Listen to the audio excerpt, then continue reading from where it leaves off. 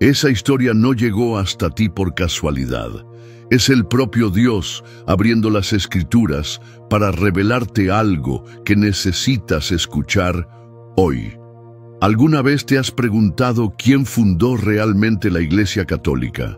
¿Fue Pedro, como muchos afirman, o acaso hubo otro origen escondido en las páginas antiguas de la historia?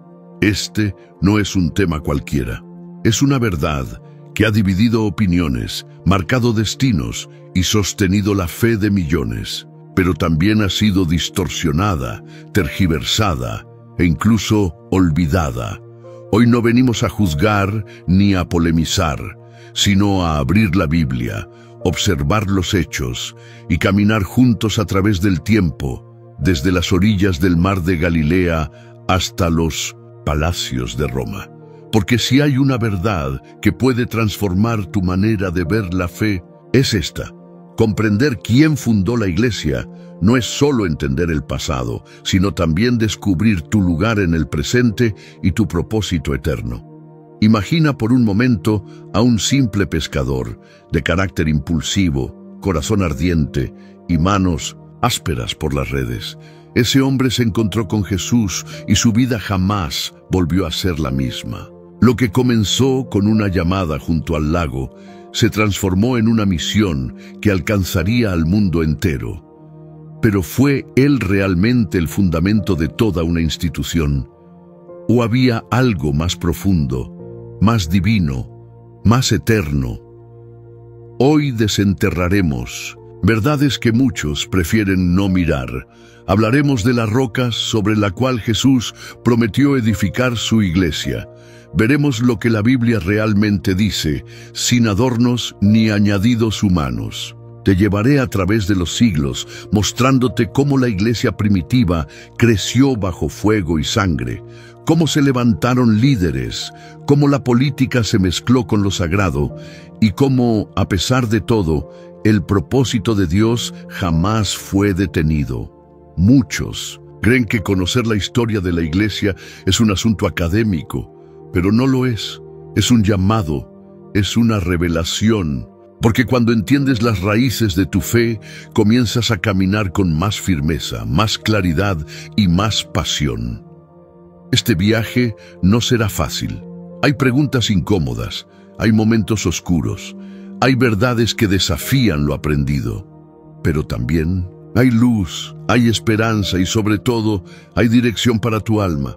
Prepárate, porque al final de esta historia no solo sabrás quién fundó la Iglesia Católica, sino también por qué tú formas parte de una iglesia que va más allá de los muros, más allá de las tradiciones, y que vive en el corazón de cada creyente fiel. Si esta historia está tocando tu corazón, suscríbete al canal para que más personas puedan conocer esta verdad. El 70% de los que ven este contenido todavía no están suscritos. Tu apoyo puede cambiar vidas. Pedro no era un líder nato, no venía de una familia influyente, ni había sido formado en las escuelas de los escribas.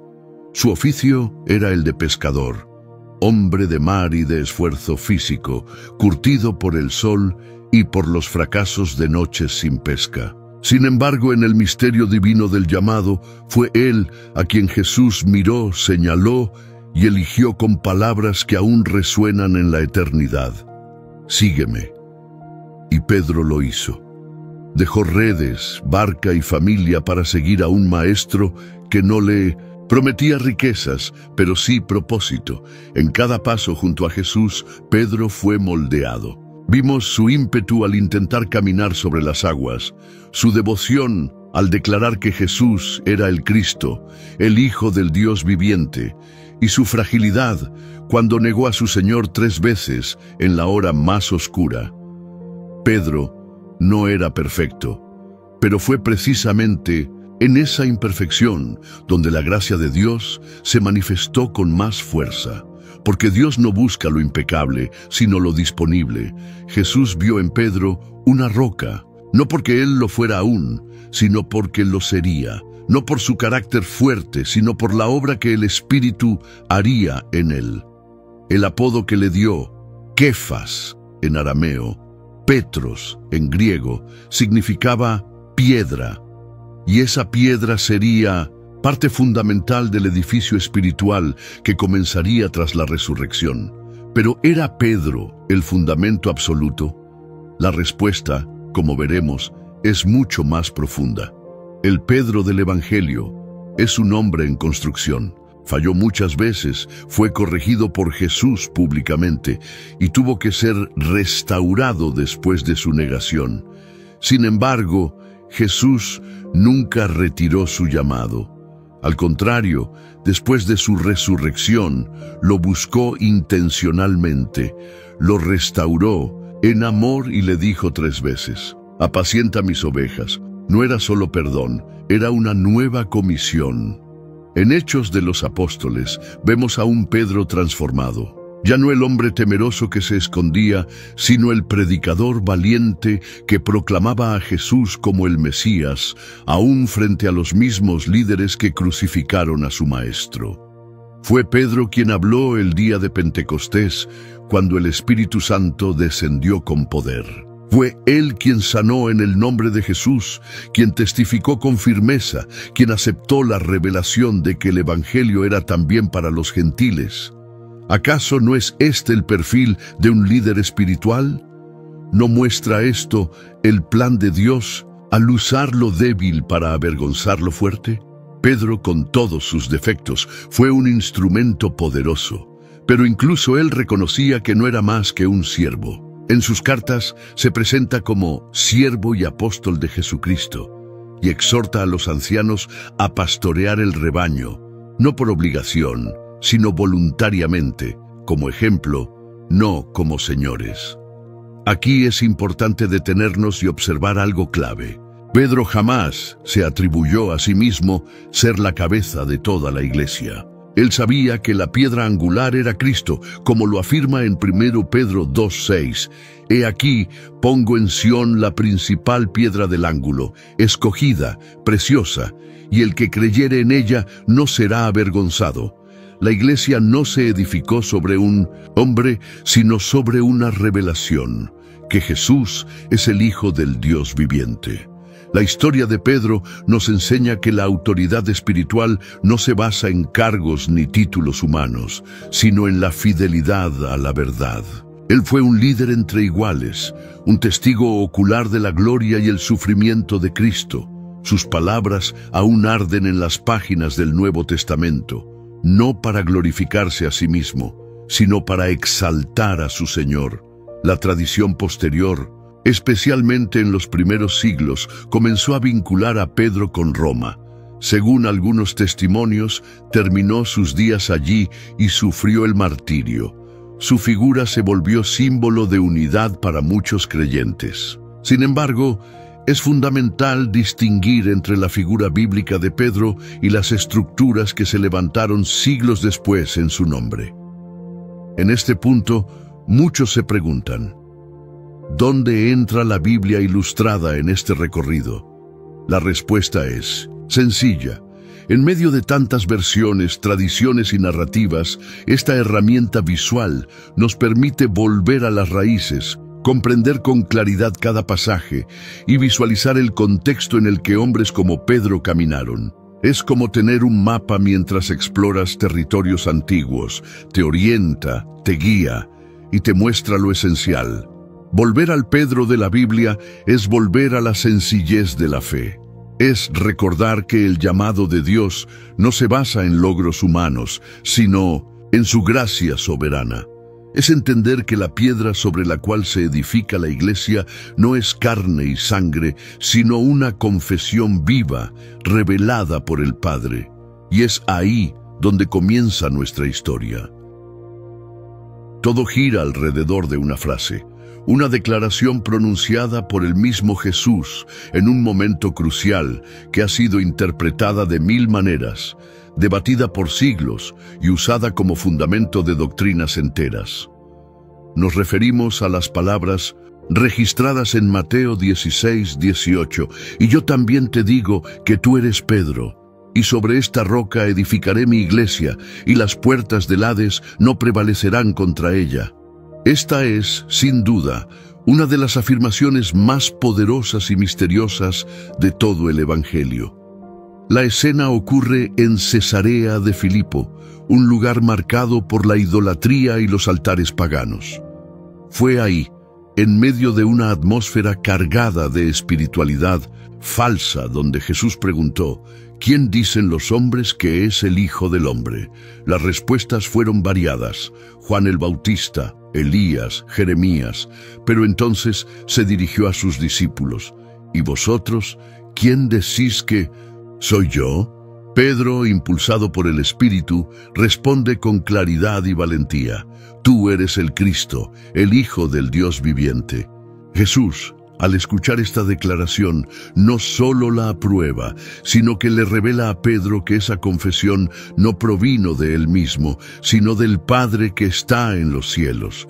Y es ahí donde pronuncia las palabras clave: tú eres Pedro, y sobre esta roca edificaré mi iglesia. Pero la pregunta que ha atravesado los siglos es: ¿a qué se refería Jesús con esta roca? ¿A Pedro como persona? ¿A su confesión de fe? ¿O a algo más profundo? El idioma original del texto ofrece matices interesantes. Jesús usa un juego de palabras entre Petros, Pedro, piedra pequeña, y Petra, roca, fundamento sólido. Algunos estudiosos sostienen que Jesús no estaba estableciendo a Pedro como el fundamento exclusivo de la iglesia, sino que se refería a la declaración de fe como la roca sobre la cual edificaría su obra redentora. Esta interpretación se alinea con otros pasajes bíblicos que identifican a Cristo como la única piedra angular. En Efesios 2:20, Pablo declara que la iglesia está edificada sobre el fundamento de los apóstoles y profetas, siendo la principal piedra del ángulo Jesucristo mismo. Y en 1 Corintios 3:11 añade: porque nadie puede poner otro fundamento que el que está puesto, el cual es Jesucristo. El propio Pedro, años después, escribió en su epístola: acercándoos a él, piedra viva, desechada ciertamente por los hombres, mas para Dios escogida y preciosa. 1 Pedro 2:4. Pedro nunca se proclamó como el fundamento, sino que señaló a Cristo como la piedra viva sobre la cual todos somos edificados. Él entendía que su autoridad no era propia, sino delegada por el Señor. Pero volvamos a aquel momento. En Cesarea, Jesús no solo habla de edificar su iglesia, sino que añade una promesa: las puertas del Hades no prevalecerán contra ella. Aquí hay una revelación poderosa. Jesús estaba estableciendo algo eterno, invencible, una comunidad de redimidos que ni siquiera la muerte podría destruir.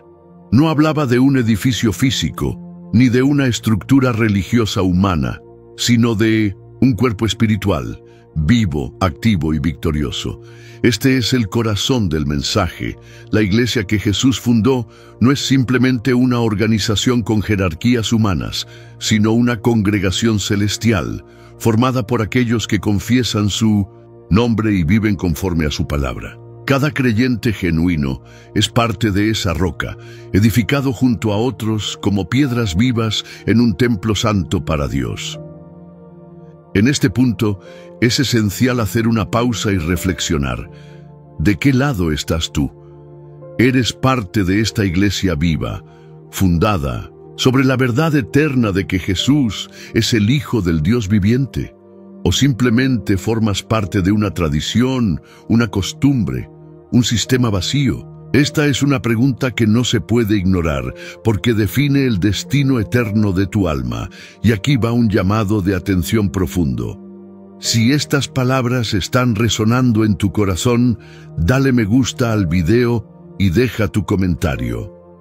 Tu experiencia puede tocar a otros. Comparte lo que estás aprendiendo. Tu voz cuenta y tu fe también. El looping de este mensaje es claro. No se trata de nombres ni de estructuras. Se trata de revelación.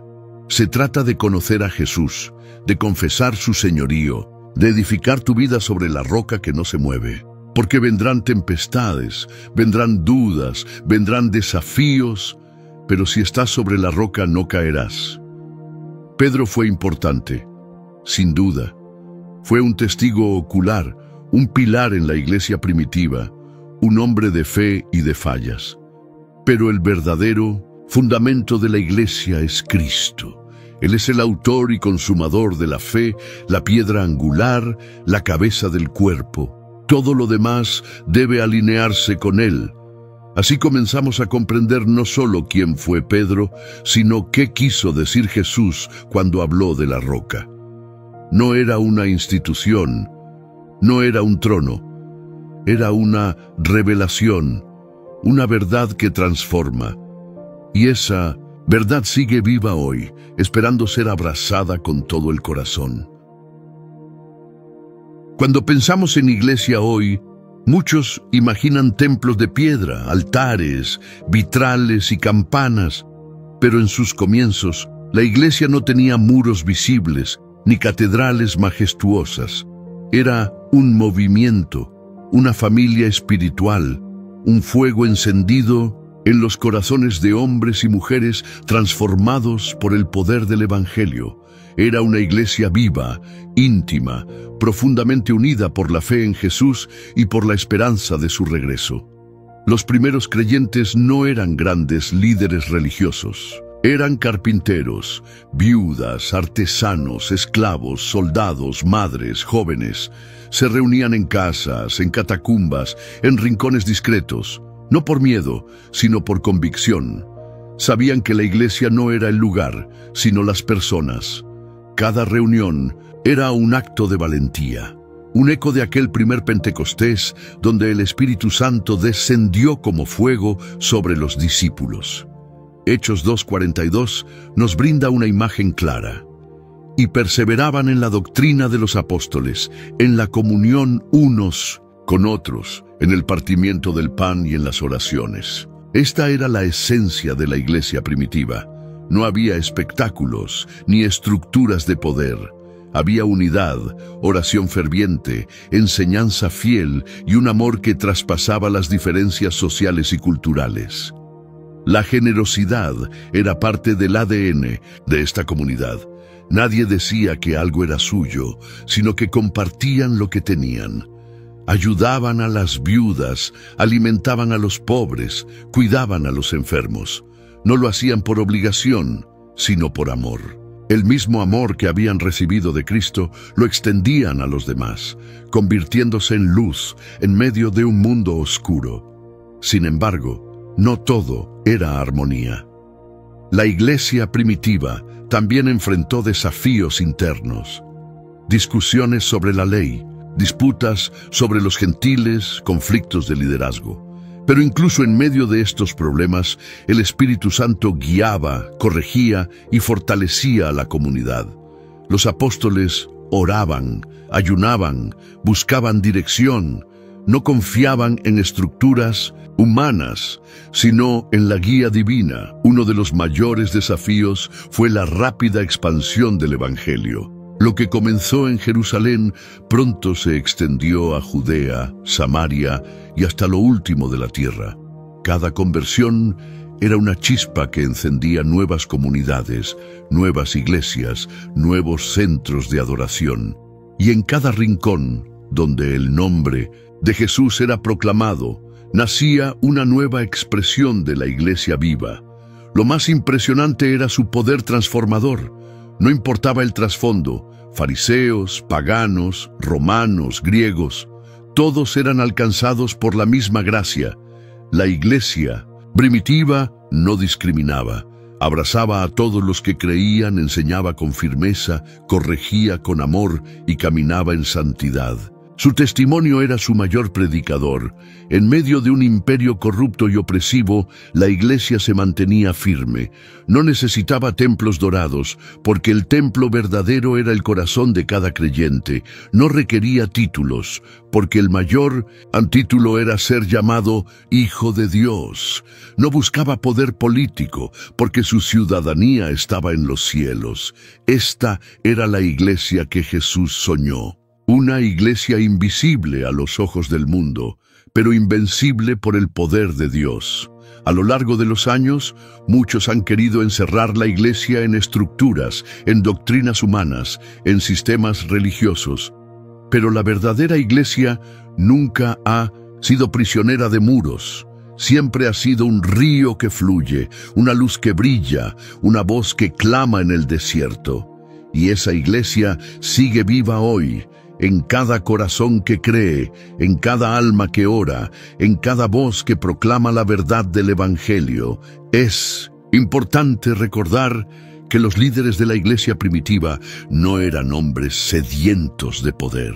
Eran siervos. Pablo, Pedro, Santiago, Juan, todos entendían que su autoridad venía de lo alto y que su llamado era servir, no dominar. Ellos enfrentaron prisiones, azotes, rechazos, pero nunca dejaron de predicar. No construyeron imperios, sembraron el reino. Hoy, cuando miramos atrás y estudiamos esos primeros días, encontramos inspiración. Nos confrontamos con la sencillez del Evangelio, con la pasión por las almas, con la vida de comunidad auténtica, y nos preguntamos, ¿hemos perdido algo en el camino? ¿Podemos volver a esa esencia? ¿Estamos dispuestos a ser parte de una iglesia viva más allá de las paredes? La historia de la iglesia primitiva no es solo un recuerdo, es una invitación a dejar lo superficial, a buscar lo eterno, a vivir una fe que transforma, que se manifiesta en acciones, en palabras, en miradas, en decisiones. Una fe que no se guarda para el domingo, sino que se respira cada día. El fuego de la fe, una vez encendido en Jerusalén, comenzó a extenderse como un viento que no podía ser detenido. Pero cuanto más crecía la iglesia, más se desataba la furia del mundo. Roma, con su poder implacable y su sed de control, no podía tolerar un movimiento que proclamaba a un solo rey, a un solo Señor, a un solo Salvador, Jesucristo. Así comenzó una de las etapas más oscuras y al mismo tiempo más gloriosas de la historia de la Iglesia, la era de la persecución. Para entender el conflicto hay que mirar el corazón del imperio. Roma era una máquina política y religiosa. Su estructura estaba cimentada en la adoración al emperador, en la tolerancia de múltiples dioses y en el orden social estricto. Pero los cristianos no encajaban, no adoraban al César, no participaban de los sacrificios paganos y proclamaban una verdad absoluta en un mundo de relativismo. Esto no solo era visto como una amenaza espiritual, sino también como una subversión política. Los primeros cristianos eran acusados de ateísmo, sí, irónicamente por no creer en los dioses romanos, y de canibalismo por su práctica de la cena del Señor. Eran señalados como enemigos del Estado, traidores a la patria, no por lo que hacían, sino por lo que creían. Y esa fe inquebrantable los convirtió en el blanco de una persecución brutal. Bajo emperadores como Nerón, Domiciano, Trajano y muchos otros, miles de creyentes fueron arrestados, torturados y asesinados de formas impensables. Algunos eran arrojados a las fieras en los circos, otros quemados vivos como antorchas humanas en las fiestas imperiales. Y sin embargo, en lugar de apagarse, la fe ardía aún más fuerte. ¿Cómo explicar ese coraje? ¿Cómo entender que hombres, mujeres y hasta niños prefirieran morir antes que negar a Jesús? La respuesta no está en la fuerza humana, sino en el poder del Espíritu Santo. Ellos sabían que esta vida era pasajera, que su ciudadanía era celestial, y que nada, ni la espada, ni el fuego, ni el rugido de un león podía separarlos del amor de Dios, que es en Cristo Jesús. Uno de los mártires más conocidos fue Policarpo, obispo de Esmirna, discípulo del apóstol Juan. Cuando le ofrecieron salvar su vida a cambio de negar a Cristo, respondió: «Hace 86 años que le sirvo, y nunca me ha hecho mal. ¿Cómo puedo blasfemar contra mi Rey que me salvó? Estas palabras resuenan como eco eterno de una fe que no se doblega. Pero la persecución no solo generó muerte, también purificó la iglesia, separó lo verdadero de lo superficial, llevó a los creyentes a depender del Espíritu, a reunirse en secreto, a memorizar las Escrituras, a amar de verdad. Cada lágrima derramada era una semilla, y cada mártir, un testigo que testificaba sin palabras que Cristo vive y reina. Paradójicamente, cuanto más Roma intentaba destruir la iglesia, más crecía. Las catacumbas se llenaban de cantos. Las casas se convertían en templos. El evangelio se esparcía en las cárceles, en los campos de batalla, en los mercados. Porque la iglesia no era una institución, era un cuerpo vivo, sostenido por la fe, alimentado por la oración y guiado por el Espíritu. Esta etapa también nos revela una verdad incómoda. El poder humano siempre intenta controlar lo divino. Roma no solo quería destruir la iglesia, también quería domesticarla, convertirla en una pieza más del sistema, adaptarla, diluirla. Pero los creyentes sabían que su llamado no era complacer al mundo, sino obedecer a Dios, cueste lo que cueste. Es inevitable hacer una pausa y reflexionar. ¿Y nosotros? ¿Tendríamos ese mismo valor? ¿Seríamos capaces de mantenernos firmes si nuestra fe nos costara todo?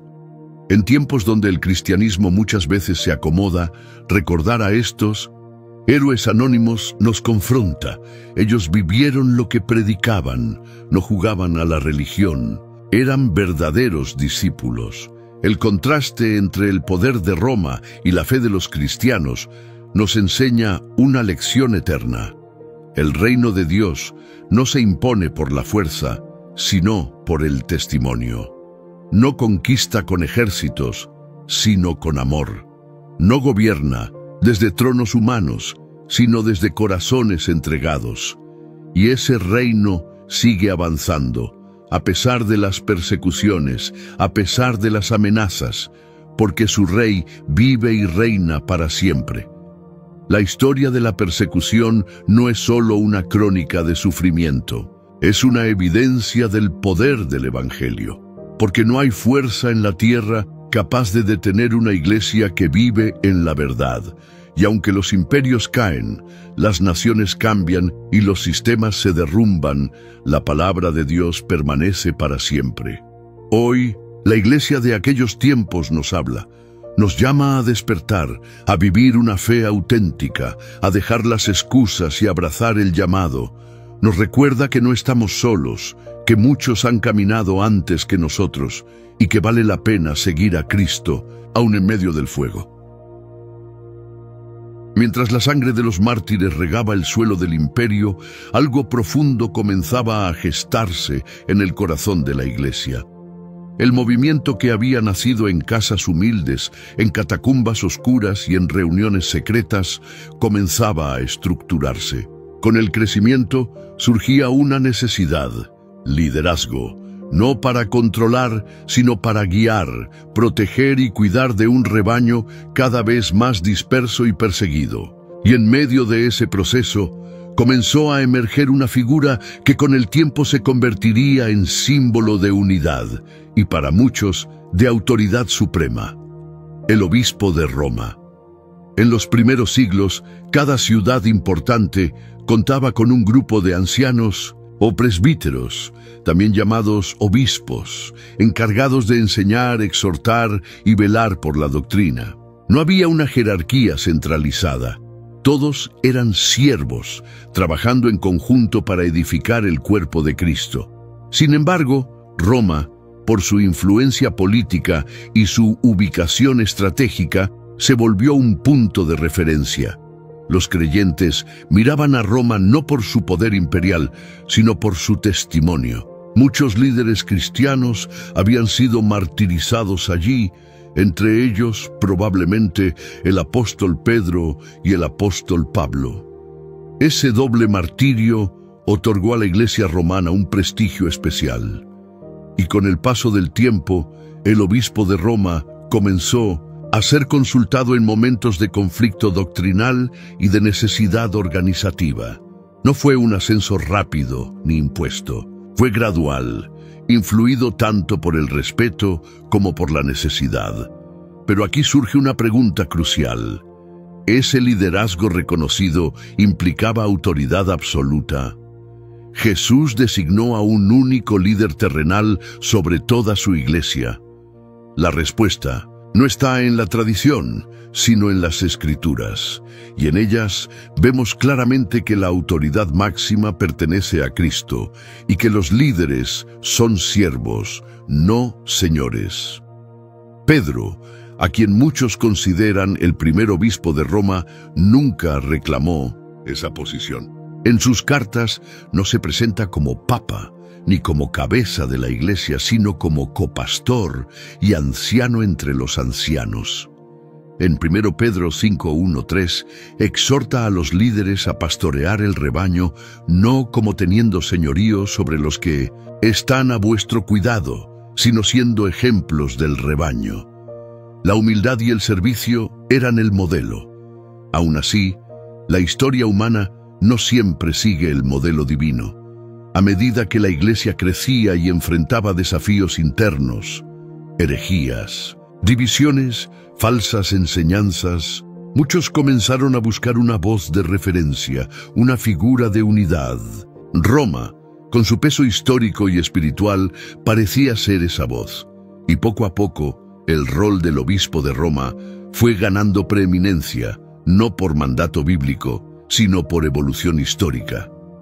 Este proceso nos lleva a reflexionar cuánto de lo que hoy creemos viene de la palabra de Dios y cuánto de tradiciones que se fueron acumulando con el tiempo. No se trata de despreciar el valor de la historia, sino de discernir la verdad, porque una iglesia viva no se construye sobre la costumbre, sino sobre la revelación divina.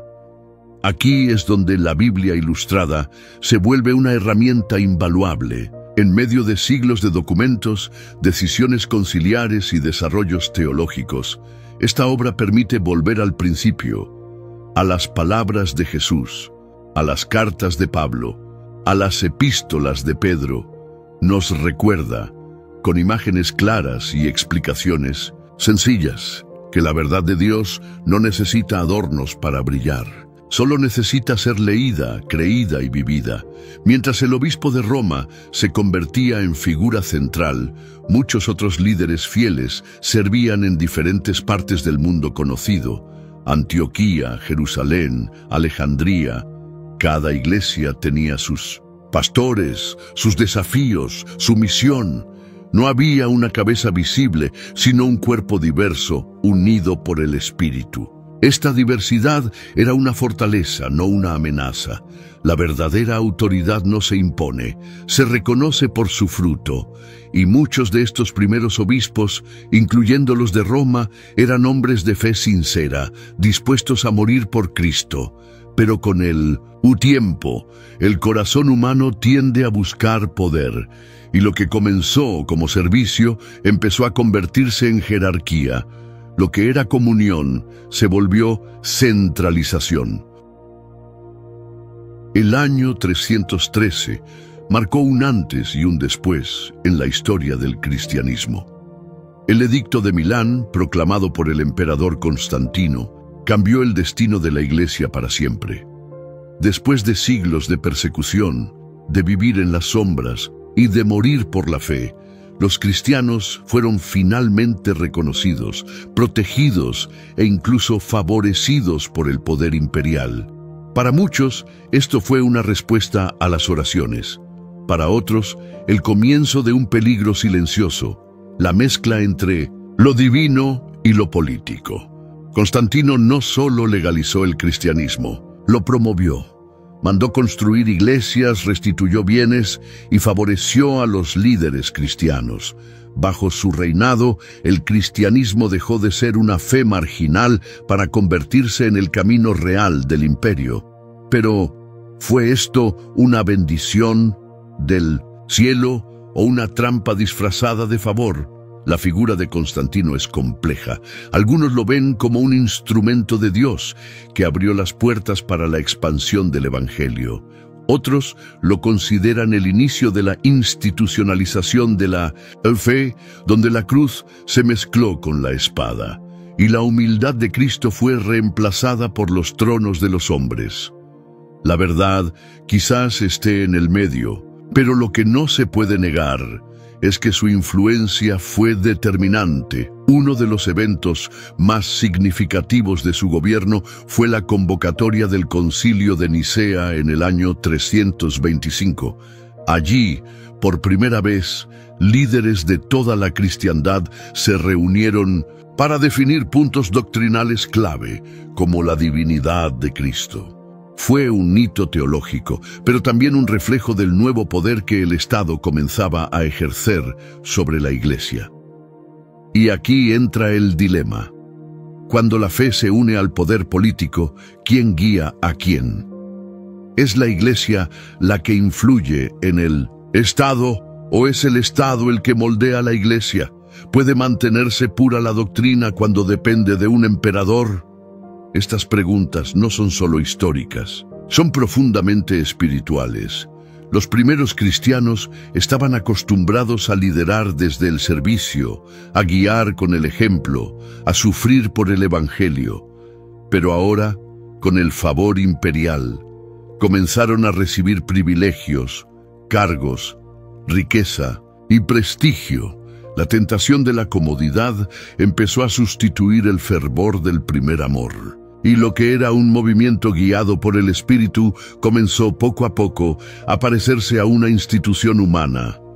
Esto no significa que todo lo que vino después fue malo.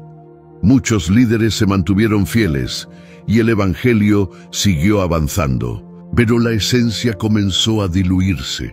La Iglesia ya no era perseguida, ahora era popular. Y con la popularidad vino la tibieza. El llamado a tomar la cruz fue reemplazado por el deseo de reconocimiento. El altar del sacrificio se convirtió en trono de poder. Aquí debemos hacer una pausa y mirar hacia adentro, porque la historia de Constantino no es solo un capítulo antiguo, es un espejo que refleja los desafíos de cada generación.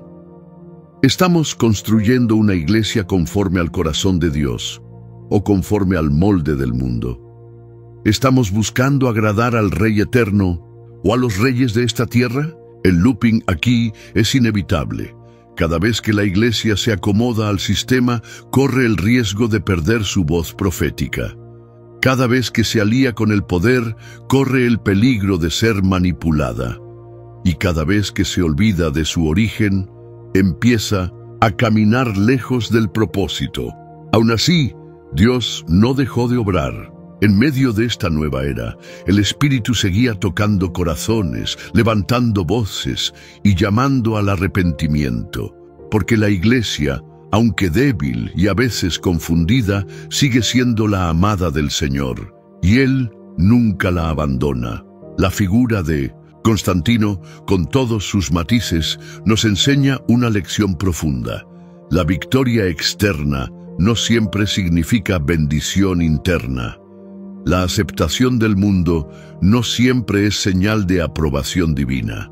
Y lo que parece ser un triunfo puede ser una prueba aún más difícil que la persecución.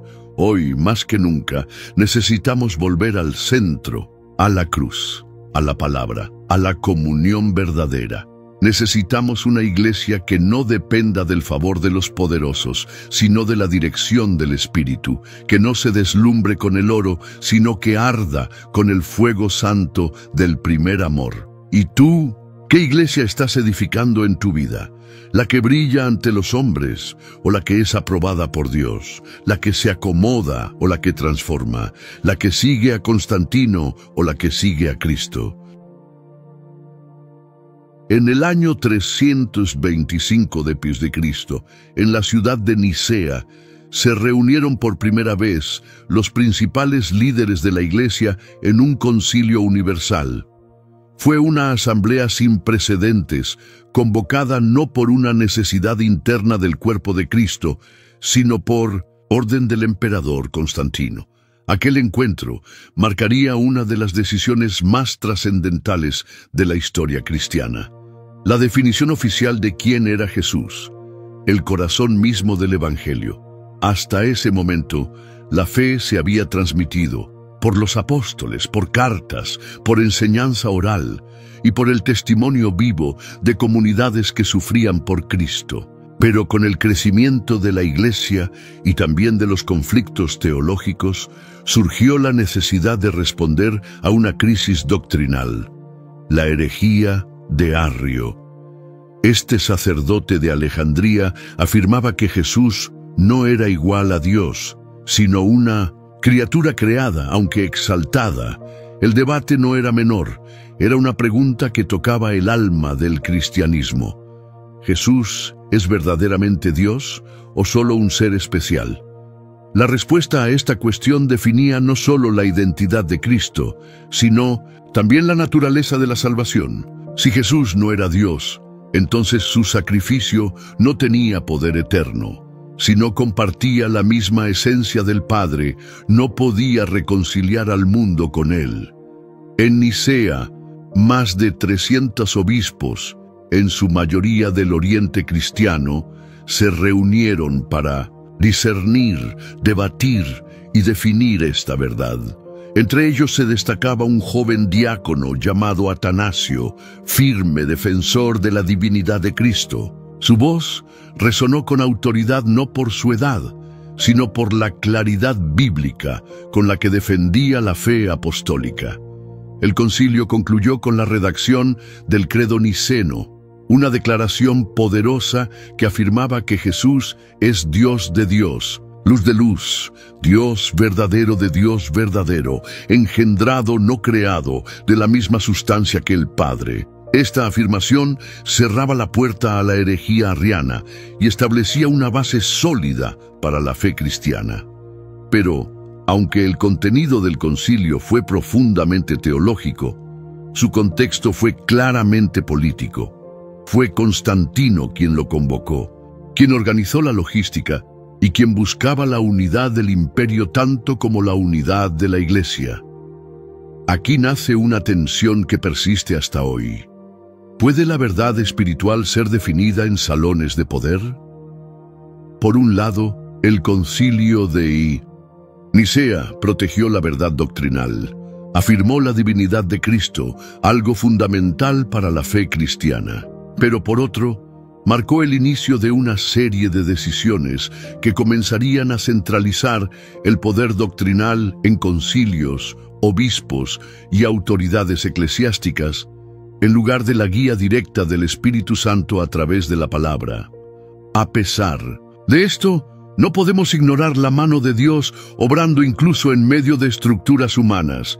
En su soberanía permitió que la verdad triunfara. Y a través de hombres como Atanasio, quien sería exiliado varias veces por defender esta doctrina, la Iglesia se mantuvo firme en su fundamento. Cristo es verdadero Dios y verdadero hombre. El concilio también abrió las puertas para nuevas discusiones que vendrían en los siglos siguientes: la Trinidad, la naturaleza de Cristo, la relación entre el Padre y el Hijo. Fueron temas profundos, a veces complejos, pero necesarios. Porque el enemigo no solo persigue desde fuera, también siembra confusión desde dentro. Es importante señalar que, aunque estos concilios fueron útiles para aclarar doctrinas, nunca reemplazaron la supremacía de las Escrituras. La Biblia siempre ha sido, y debe seguir siendo, la única fuente infalible de fe y práctica. Los concilios son como faros en medio de la tormenta, pero la palabra es la roca, y aquí es donde cada creyente debe despertar. Porque conocer estas verdades no es solo un ejercicio histórico, es una necesidad espiritual. No podemos vivir una fe débil basada en emociones o tradiciones. Necesitamos comprender con profundidad y convicción quién es Jesús, qué hizo, por nosotros y cómo debemos vivir para Él. El Concilio de Nicea fue una defensa, una respuesta a un ataque. Y aunque fue influenciado por el contexto político, Dios lo usó para reafirmar lo que los apóstoles ya habían enseñado, que en Jesús habita toda la plenitud de la deidad. Colosenses 2:9. No fue un invento, ni una creación imperial. Fue un eco de la voz eterna del cielo. Mirar a Nicea es mirar al pasado con discernimiento. Aprendemos que la verdad debe ser protegida, que el error debe ser confrontado y que nuestra fe tiene raíces profundas. Pero también aprendemos a no depender de estructuras humanas para conocer a Dios. Porque Él se revela al humilde, al que busca en secreto, al que ora, al que abre la Biblia con hambre y fe. Que esta historia nos inspire no solo a conocer más, sino a vivir mejor, a adorar con entendimiento, a predicar con convicción y a defender la fe con amor y firmeza. Porque lo que creemos sobre Jesús no es un detalle, es el centro de todo. El título de Papa no aparece en las Escrituras, no fue pronunciado por Jesús ni usado por los apóstoles. Sin embargo, hoy es una de las figuras más reconocidas en el mundo religioso, central en la vida de millones de católicos. ¿Cómo llegó la Iglesia a otorgar tal autoridad a un solo hombre? ¿Es realmente Pedro el primer papa?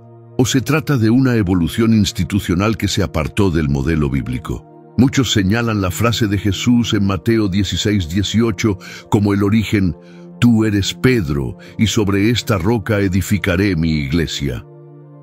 Ya exploramos que esta declaración fue una afirmación sobre la revelación que Pedro tuvo, no una proclamación de supremacía. Pero siglos después, esa frase sería reinterpretada para justificar un liderazgo universal centrado en Roma. En los primeros siglos, como ya vimos, los obispos eran pastores locales. Incluso el obispo de Roma era uno entre muchos. Tenía influencia, sí, por el testimonio de mártires como Pedro y Pablo, pero no tenía dominio sobre las demás iglesias. Era consultado, escuchado, pero no obedecido como jefe supremo. La unidad se mantenía por el espíritu y la verdad, no por la centralización. El tiempo, y especialmente tras la caída del Imperio Romano de Occidente, el vacío de poder fue llenado por la Iglesia. El obispo de Roma, al estar en la antigua capital, comenzó a asumir no solo roles espirituales, sino también políticos. Se convirtió en mediador, en juez, en símbolo de estabilidad en un mundo caótico. Así nació, lentamente, la figura del Papa como la conocemos hoy. ¿Pero esto representa el legado de Pedro? Pedro fue un apóstol humilde, apasionado, restaurado por la gracia. Fue líder, sí, pero siervo. Jamás se proclamó infalible. No exigió obediencia ciega. No se sentó en tronos, sino que caminó entre los pobres, predicó a los marginados, sufrió persecución y, según la tradición, fue crucificado cabeza abajo por no considerarse digno de morir como su maestro. En sus cartas, Pedro deja claro que todos somos piedras vivas, que Cristo es la piedra angular y que los líderes deben ser ejemplos, no señores. Su visión del liderazgo era pastoral, no imperial, espiritual, no institucional, y sobre todo centrada en Cristo, no en el hombre. Con el establecimiento del papado, comenzaron a surgir conceptos y prácticas que se alejaban del evangelio original. La infalibilidad papal, el poder temporal, las bulas, las indulgencias. A lo largo de la historia, algunos papas fueron hombres de oración y servicio. Otros, lamentablemente, se corrompieron por el poder, involucrándose en guerras, lujos y abusos. La Iglesia, al convertirse en institución, también se volvió vulnerable a las tentaciones del mundo. Es aquí donde debemos ser honestos. La fidelidad a la palabra no se mide por tradiciones, sino por frutos. Y el modelo que Jesús dejó fue claro: el mayor entre vosotros será vuestro servidor. Mateo 23:11. Cualquier liderazgo que se exalte por encima de los demás, que imponga cargas, que manipule con temor, se aleja del corazón del Maestro. Esto no es una crítica destructiva, es un llamado a regresar a las raíces, a revisar, con la Biblia en mano y el corazón abierto, si lo que seguimos es a Cristo o a una figura. Porque el Evangelio no gira en torno a una sede ni a una jerarquía humana, sino a la cruz, al amor, a la resurrección. También debemos reconocer el anhelo de muchos creyentes sinceros dentro del catolicismo, que buscan a Dios con todo su corazón. Muchos han sido tocados por el Espíritu, han vivido milagros, han servido con amor. No se trata de condenar personas, sino de discernir estructuras, de separar la fe auténtica de los sistemas humanos que a veces la empañan. Por eso, volver a Pedro es esencial. Leer sus cartas, entender su camino, mirar su humanidad. Pedro no fue perfecto, pero sí transformado. No fue un rey, pero sí un pilar. Y su legado no es una corona, sino una cruz. Su enseñanza no es el dominio, sino la gracia. Y su ejemplo nos lleva no a Roma, sino al Calvario. ¿Y tú, a quién sigues? ¿Qué voz guía tu fe? ¿Has edificado tu vida sobre la palabra viva o sobre tradiciones que otros construyeron? Estas preguntas son incómodas, pero necesarias, porque lo que está en juego no es una opinión, es tu eternidad. Sí, esta reflexión te ha hablado. Te invito a compartir tu opinión en los comentarios. ¿Qué piensas del papado? ¿Qué ves en la vida de Pedro que te inspire? Tu comentario puede abrir los ojos de otros. La historia de la Iglesia nos enseña que siempre es tiempo de reformar, de purificar, de volver a Jesús. El Papa, como figura, puede ser respetado, pero el único digno de adoración es Cristo, el verdadero pastor, el verdadero guía, el verdadero rey.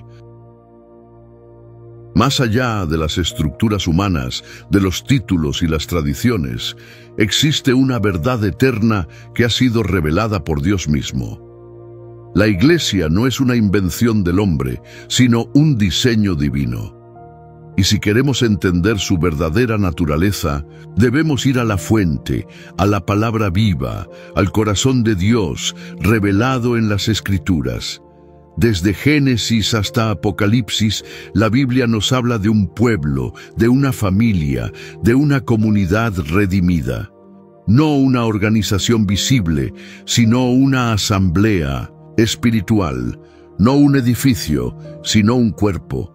No una jerarquía, sino un sacerdocio de creyentes. La Iglesia, según la Biblia, es el cuerpo de Cristo, la esposa del Cordero, la casa de Dios edificada con piedras vivas.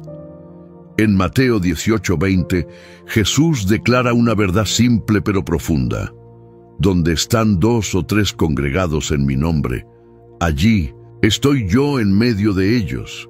No menciona templos, ni tronos, ni coronas. Menciona comunión, menciona unidad en su nombre, porque donde hay fe genuina, allí está la Iglesia. Pablo, en sus cartas, profundiza este concepto. En 1 Corintios 12, compara a la Iglesia con un cuerpo, donde cada miembro es necesario, cada don es valioso, y Cristo es la cabeza. Nadie es más que otro. Todos están llamados a edificar, a servir, a amar. No hay lugar para el orgullo, ni para la competencia, ni para el dominio. En Efesios 2:19-22, el apóstol describe la Iglesia como un edificio espiritual, cimentado sobre el fundamento de los apóstoles y profetas, siendo Cristo mismo la piedra angular. Este templo no está hecho con manos, sino con corazones rendidos. No necesita catedrales porque su gloria es mayor. Es el lugar donde Dios habita por su Espíritu. La iglesia verdadera no depende del reconocimiento humano ni de títulos terrenales. Su poder está en la oración, su autoridad en la palabra, su victoria en la cruz. No busca aprobación del mundo, sino obediencia al cielo. Y es allí, en esa obediencia humilde, donde se manifiesta su mayor fuerza, uno de los mayores errores de la historia fue confundir la iglesia con el poder. Pensar que su valor está en cuántos la siguen, en cuántos templos posee o en cuán grande es su influencia. Pero Dios nunca buscó multitudes, buscó fidelidad.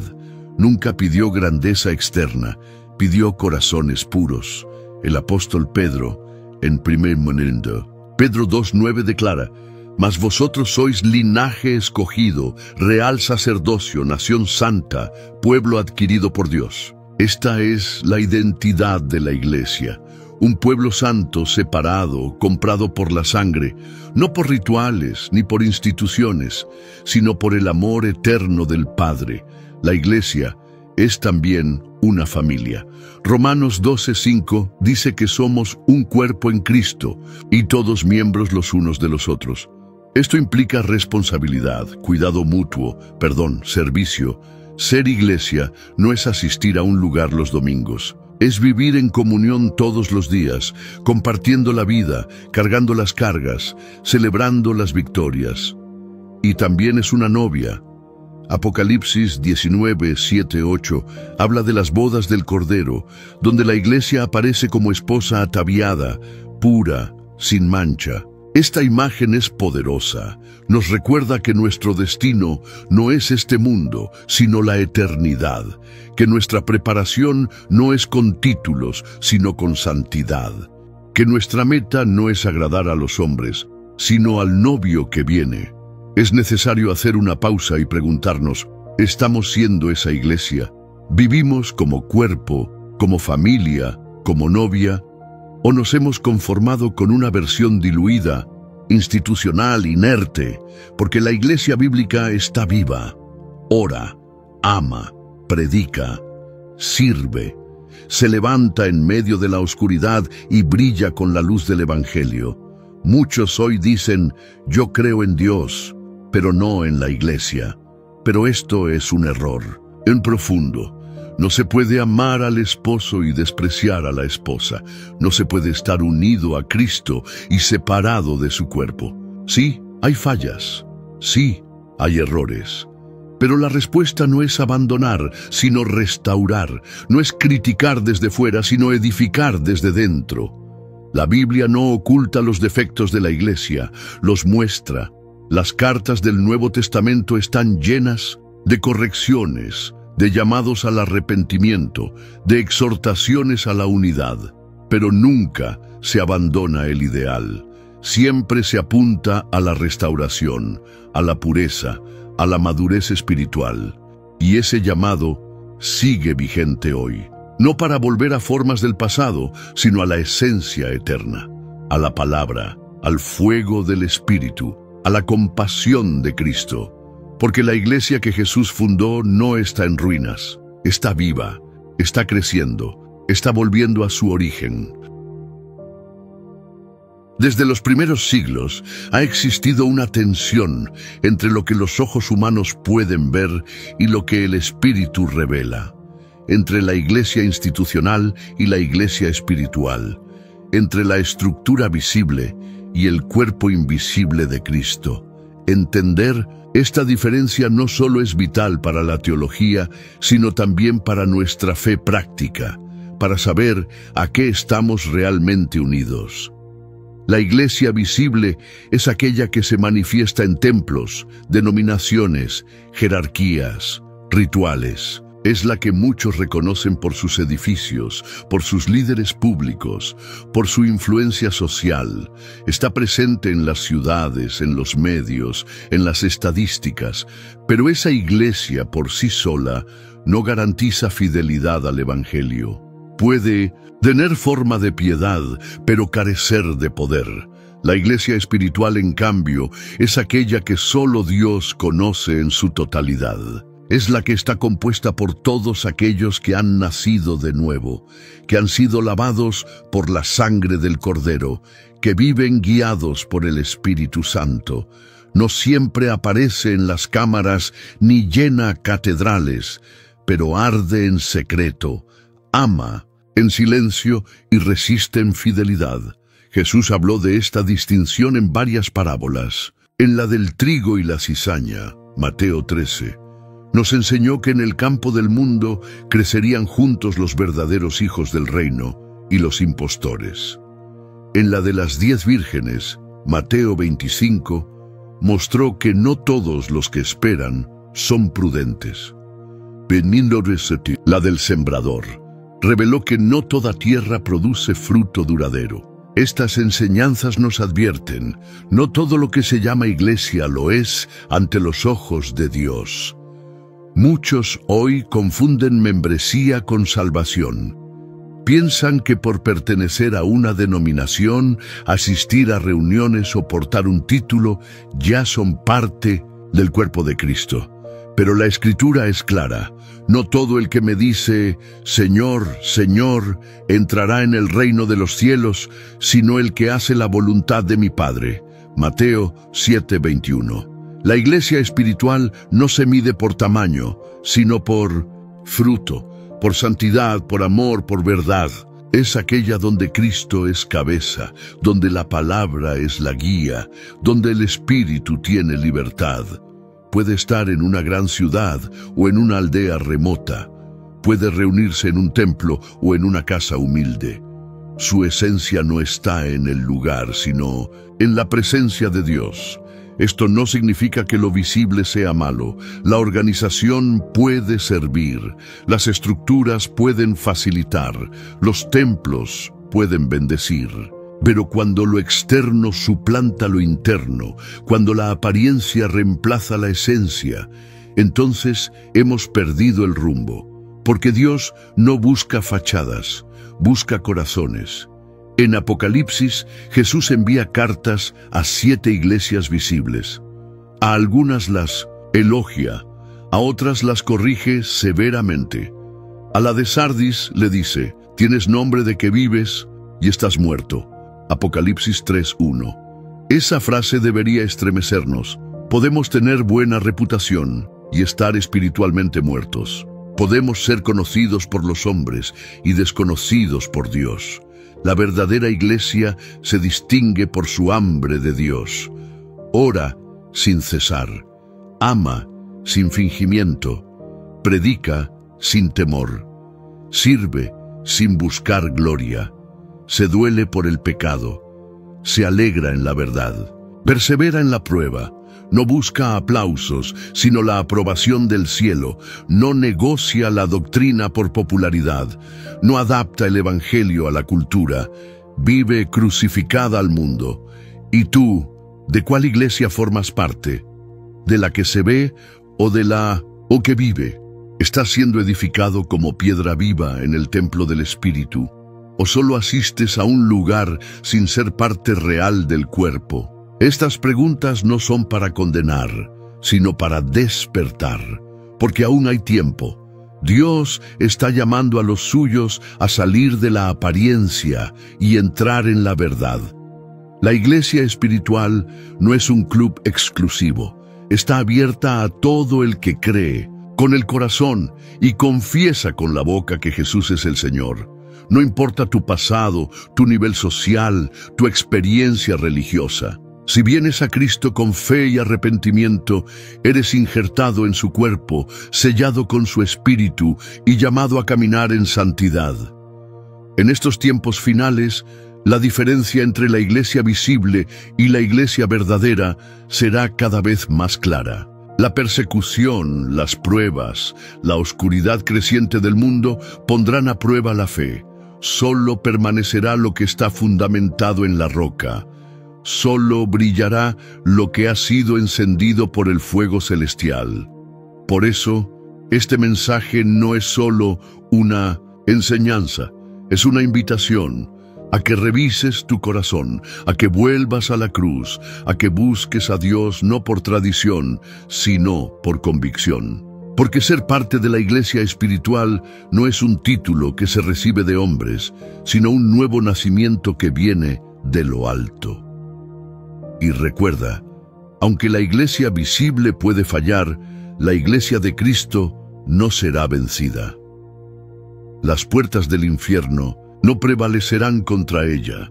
Él viene pronto por su novia fiel, vestida de blanco, sin mancha ni arruga, que tú y yo seamos hallados en esa compañía gloriosa. Después de este viaje extenso por la historia, por la Biblia y por el corazón mismo de la fe, una verdad resplandece con fuerza. La iglesia no fue fundada por emperadores, ni sostenida por instituciones humanas. La iglesia fue, es y siempre será de Cristo. Él es su autor, su fundamento y su fin. Y tú, que has llegado hasta aquí, estás siendo llamado a ser parte de ella, no como espectador, sino como piedra viva en su edificación eterna. Hemos visto cómo Pedro, el pescador, impulsivo, fue transformado por el poder de Dios y cómo su vida reflejó un liderazgo humilde y fervoroso. Comprendimos que las palabras de Jesús en Mateo 16:18 no crearon un imperio religioso, sino que revelaron una verdad espiritual profunda. La iglesia está edificada sobre la confesión de que Jesús es el Hijo del Dios viviente. Exploramos el dolor y la gloria de la iglesia primitiva, perseguida por Roma, pero fortalecida por el Espíritu. Vimos cómo la figura del obispo de Roma emergió lentamente y cómo, a través de los siglos, surgió el papado, con luces y sombras. Recorrimos los concilios, las doctrinas, las reformas y los desvíos, y en todo hubo un clamor divino que no cesó: vuelve a mí. Porque más allá de los errores humanos, el plan de Dios permanece intacto. Él sigue edificando su iglesia, no con oro ni con tronos, sino con corazones rendidos, con vidas transformadas, con almas que han decidido vivir no para sí mismas, sino para aquel que murió y resucitó por ellas. Ahora te pregunto, ¿eres parte de esta iglesia viva? ¿Has entregado tu vida a Cristo no solo como Salvador, sino como Señor? ¿Estás dispuesto a vivir tu fe más allá de los muros, más allá de las costumbres, más allá de las etiquetas? Esta no es una invitación a cambiar de religión, sino a encontrarte con la verdad. Hoy, más que nunca, se necesita una iglesia que arda de pasión, que ame con verdad, que predique con poder. Una iglesia que no se avergüence del Evangelio, que no negocie con el mundo, que no dependa del favor de los hombres. Una iglesia como la que vemos en Hechos. Una iglesia que ora, que sirve, que se sacrifica. Una iglesia que espera con gozo el regreso de su Rey. Y tú puedes ser parte de ella. No importa si vienes de años en una tradición o si apenas estás conociendo la fe. Lo que importa es tu corazón. Si hoy decides creer en Jesús, rendirte a su amor y caminar en obediencia a su palabra, entonces eres parte de esa gran familia que trasciende siglos, culturas y denominaciones. En medio de tantas voces, de tantas doctrinas, de tantas confusiones, hay una guía segura: la palabra de Dios. Y por eso quiero recomendarte profundamente que busques herramientas que te ayuden a entenderla mejor. La Biblia Ilustrada es una de ellas. No es una versión nueva ni una interpretación extraña. Es una forma visual y clara de adentrarte en las Escrituras, de comprender los contextos, los personajes y los mensajes con mayor profundidad. La historia de la iglesia es fascinante, pero aún más lo es la historia que Dios quiere escribir contigo. Tú eres parte de su plan. Eres llamado, escogido, amado. Y si escuchaste hasta aquí, no fue casualidad.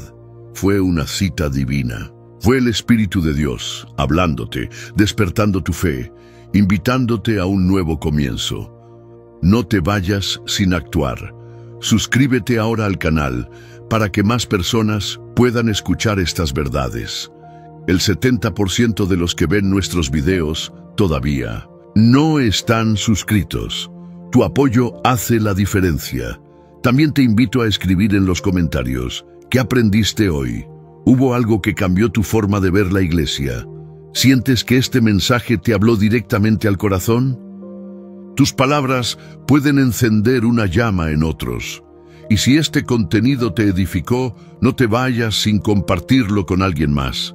Envíaselo a esa persona que ama la historia, que tiene preguntas o que necesita reencontrarse con su fe. Hoy puede ser el día de un nuevo comienzo para muchos. Finalmente, quiero dejarte con una promesa de las Escrituras que resume todo lo que hemos visto. Aquel que comenzó en vosotros la buena obra, la perfeccionará hasta el día de Jesucristo. Filipenses 1:6. Si deseas ir aún más profundo en la palabra, adquirir la Biblia ilustrada puede ser el próximo paso. El enlace estará fijado en los comentarios. No pierdas la oportunidad de tener en tus manos una herramienta poderosa para tu crecimiento espiritual. Que el Señor te bendiga, te guíe y te haga parte activa de su gloriosa iglesia. Porque el mundo necesita ver a Cristo y tú eres parte de ese reflejo.